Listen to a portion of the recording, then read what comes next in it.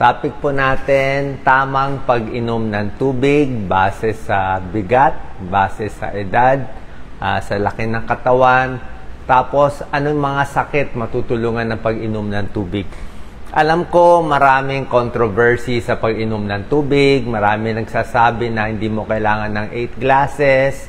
Meron nagsasabi pwedeng 3 to 4 glasses. Actually, wala naman talagang tama o mali based on science. Mahirap talaga i-prove. Pero para sa akin, kung payo ko susundin nyo, sa akin, mas maraming tubig, mas maganda.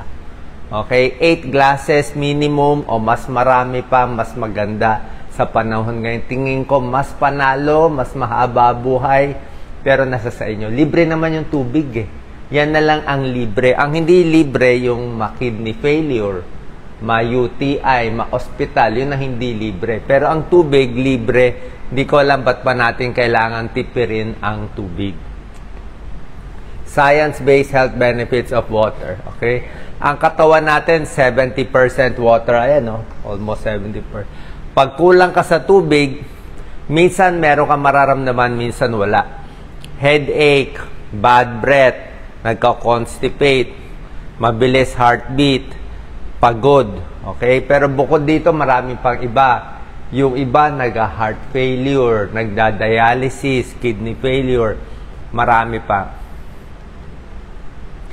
Maraming benepisyo pag inom ng tubig mula ulo hanggang paa. Sa utak, yung mga headache, mga migraine, nakukuha ng pag-inom ng tubig.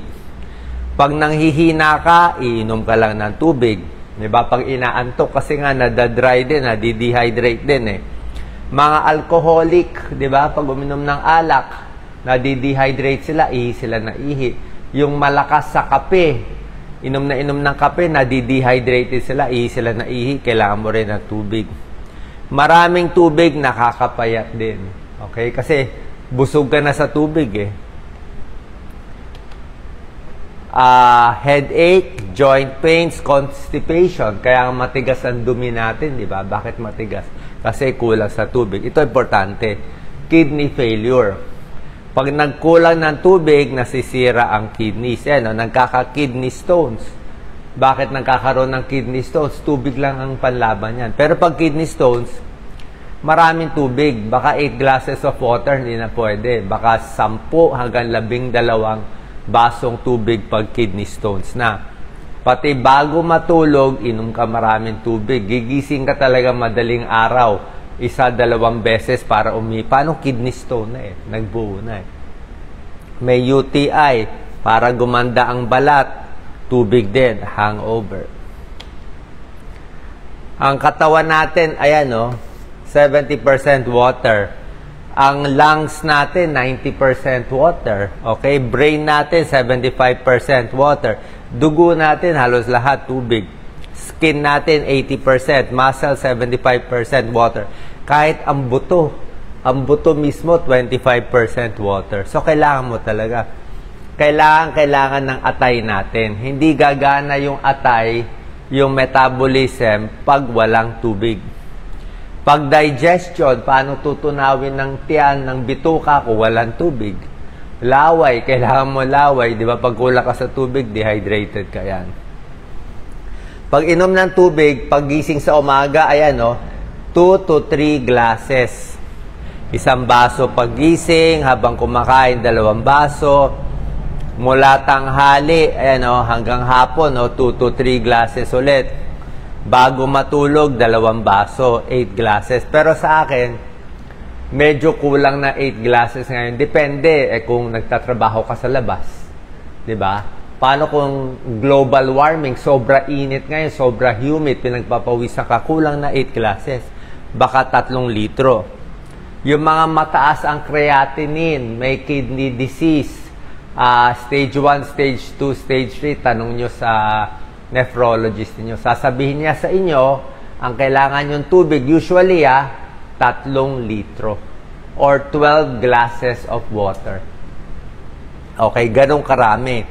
Meron kayong napapanood na video, nagba-viral, sasabihin, masama ang maraming tubig na kamamatay. Okay, tama yun. Marami. Ano ibig sabihin ng marami? Ang marami, 5 litro. 5 litro, marami. O, 20 glasses of water. Di matayabot ng 20 eh. Marami, baka 4 na litro. 16 glasses, medyo lampas na yon. O, yun ang marami. Pero ang 8 baso, hindi marami. 12 glasses, hindi marami. Kaya wag tayo magka-issue sa ganung topic. Ang sobrang dami, sobra-sobra daming tubig. Okay? Pero 8 to 12, tama lang yan. Depende sa trabaho, depende rin sa laki ng katawan. Ito, tignan nyo maigi. Ginawa ko na ng table eh. Ito yung baso ng tubig. Okay? Na kailangan mo. Ito yung litro. Kasi yung iba, 1 glass. Tatanungin, Dok, ano 1 liter? Ayan, inayos ko na. Ito, kilo. Ano kilo mo? Meron ulit magre-reklamo, Dok, kilo yan eh. Kailangan pounds eh. So, ito, pounds. Okay? So, tingnan nyo ilang pounds kayo. Kung kayo ay bata. Bata pa, kunwari, ito, 59 pounds. Yan o, bata.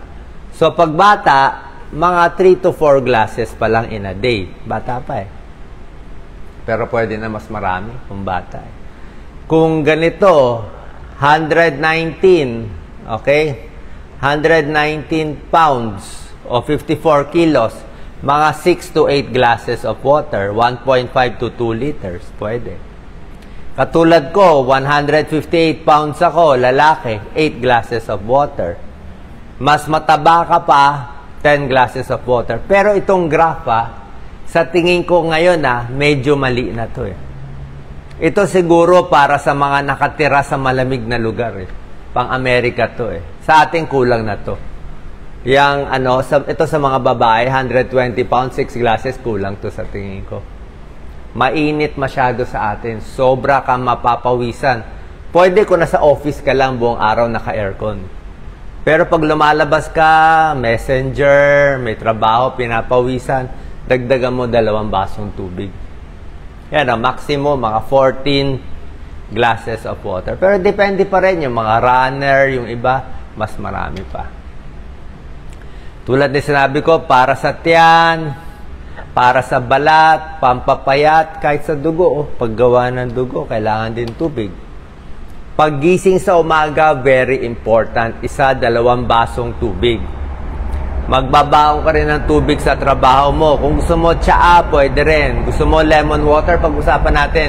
Gusto mo lemon water, gusto mo buko, o ano, titingnan natin kung ano maganda.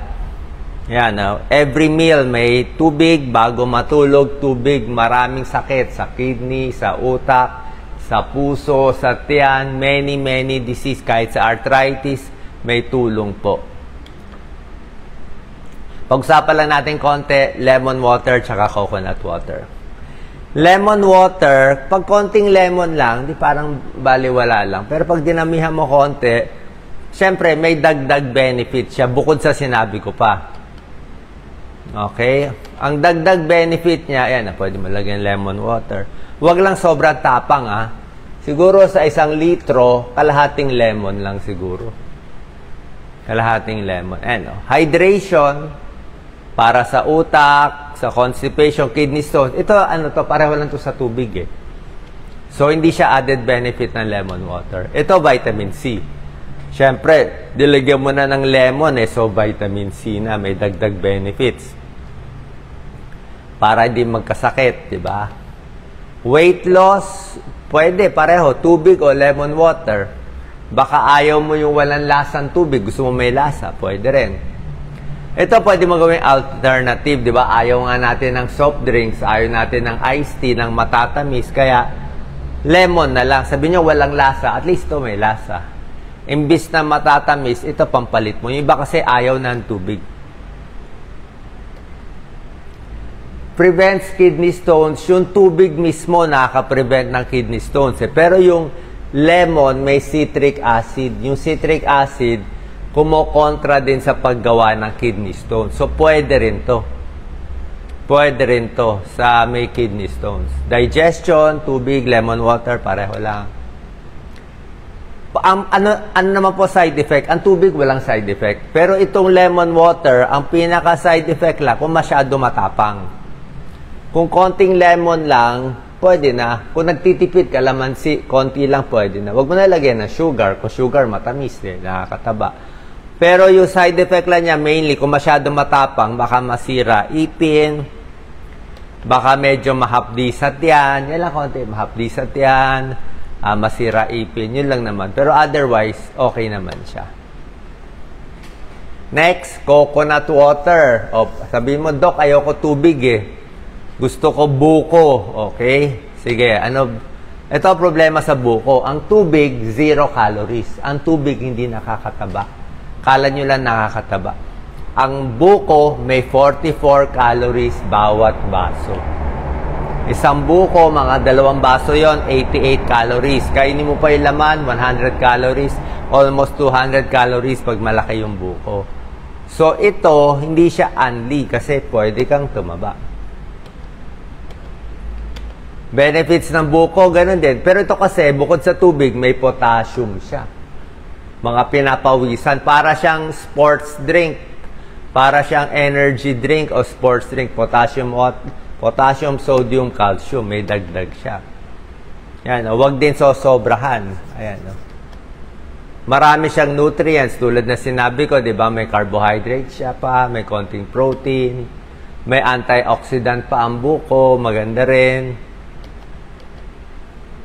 Sa diabetes, okay naman, may component na may benefit. Pero syempre, pag sobra daming inumin mo, baka tumaas din blood sugar. Kidney stones, tubig na lang o lemon water. Ito, basically, yung liquid sa buko juice. Ay maraming buko juice natin nilalagyan ng matatamis. Ibang usapan eh. So, pag lemon water or buko, wag na lagyan ng sugar. Para sa puso, okay lang naman ang coconut water. Ito maganda, after exercise, pag pagod, diba, pinapawisan, maganda yung buko. Pwede siya. Kasi pampalit ng potassium eh. Mga low potassium, pinapawisan, nagka-cramps, pinupulikat, pwede to. Yung jogging, daily source of hydration, pwede, medyo mura din ang buko. Bottom line, may benefit din siya.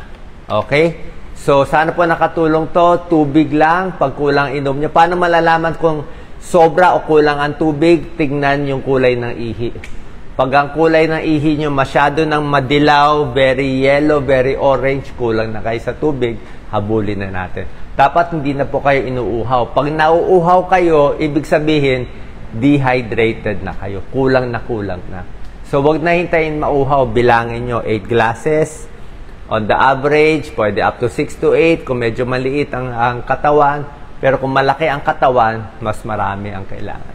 Salamat po.